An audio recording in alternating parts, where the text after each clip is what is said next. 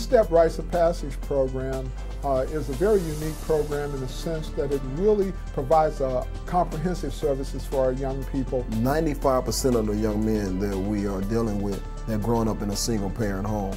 The most challenges I experienced raising a teenage boy is not fully understanding everything that he's going through as a young man. It's birds who teach birds how to fly, it's fish who teach fish how to swim, and it's men who teach boys how to become men. I became involved with the Rites of Passage program because at the beginning I was a very timid person, and the Rites of Passage program helped me break out of that timid nature. Before I was like in gang activity, I was very bad and stuff, and now I done got out of that stuff and tried to become a man. Before I got in, I watched people like be in it, and then it inspired me because the people like that were in it, they were like learning martial arts and doing all the extra stuff. I came one time, and I came every day since. The 10 Steps Rites of Passage are as follows. The personal rite of passage. This is where we talk about the discipline, self-esteem, staying focused in life, and what is your gifts and what is your talents, where you trying to go, set your goal. The spiritual rite of passage talks about unconditional love and exploring spirituality. The economic rite of passage talks about how to make money, how to invest money, how to save money, and how to spend money. The political rite of passage says we put you in, we can take you out. But you have to learn that whole process of learning what political is. The social rite of passage, again, we go back and talk about social issues. A lot of community services are done under that particular rite of passage. The mental rite of passage is basically our school.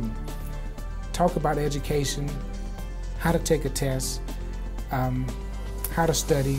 The physical rite of passage says take care of the body, eat properly, and exercise. The historical rite of passage talks about the history of your personal history, your family's history, your people's history, and then we explore your communal history.